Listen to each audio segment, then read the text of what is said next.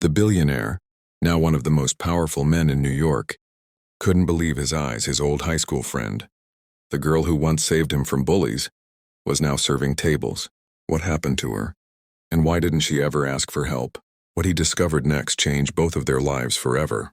The restaurant buzzed softly with the clinking of cutlery and distant hum of conversation.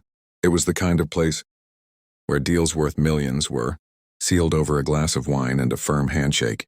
Lucas Donovan, billionaire tech mogul and Time magazine's Entrepreneur of the Year, sat alone at a corner table overlooking Manhattan's glittering skyline.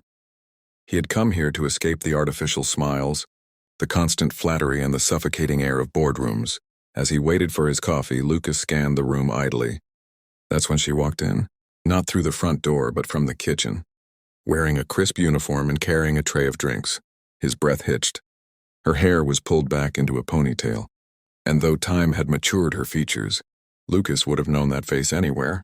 It was Emily Hayes, not Emily the waitress, but Emily, the girl who once sat beside him in homeroom, who shared her notes with him when he was too tired to focus, who once punched a bully in the arm for mocking his thrift store shoes. Emily, who had made high school just a little more bearable. But what was she doing here, waiting tables? He stared as she approached the next table with practiced ease, offering a polite smile. Her eyes never once scanned the VIP section, never once expected that someone from her past might be watching. Lucas felt a strange pressure in his chest. He had always imagined Emily doing something extraordinary, running a nonprofit, writing bestsellers, or maybe even teaching kids with that fierce compassion she used to carry like armor. But now she was refilling water glasses. He couldn't sit still anymore. When she neared his table, he leaned forward, voice low and unsure. Emily. She paused, confused. Her brows furrowed slightly as she turned to face him. Yes, she said, cautious. It's me, Lucas Donovan, from Jefferson High. There was a beat of silence, and then her expression shifted, eyes wide, lips parting slowly. Lucas? Oh my God, I didn't recognize you. You look different. They both laughed, but it carried a bittersweet note. She looked down at her uniform, embarrassed. Wow, you're a billionaire now, right? I saw you once on the cover of Forbes. Lucas smiled, but something inside him twisted. And you're working here? Emily straightened, professional walls going up. Yeah, nights and weekends.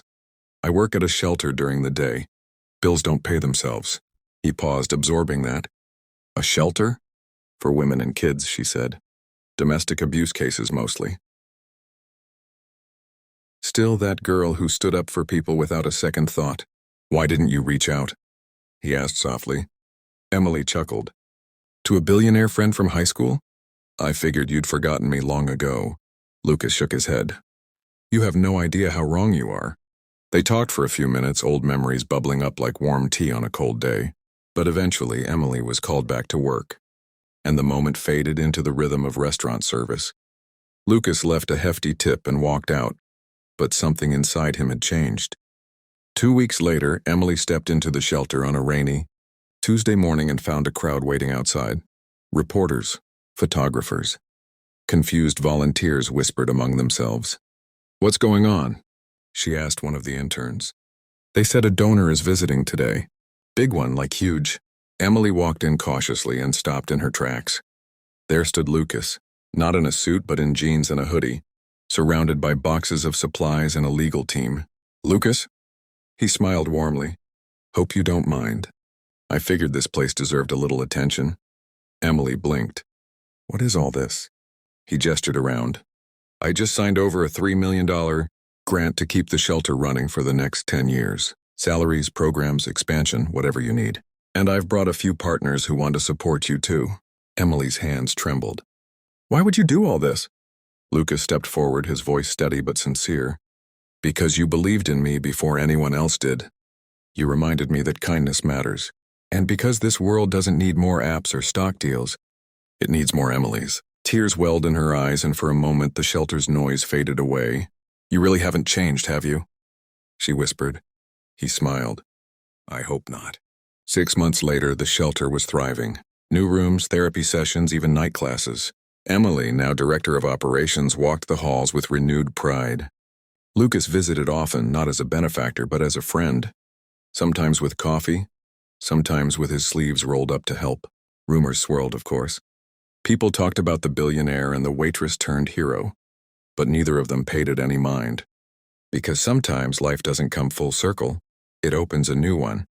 A circle where kindness returns in the most unexpected ways, where a billionaire walks into a restaurant and finds the truest treasure sitting quietly in a waitress's uniform, changing the world one person at a time. Sometimes the people we forget are the very ones who once lifted us up. Lucas didn't just find an old friend, he rediscovered the true meaning of success. And subscribe for more powerful stories that touch the heart. And remember, you never know whose life you might change with just one act of kindness.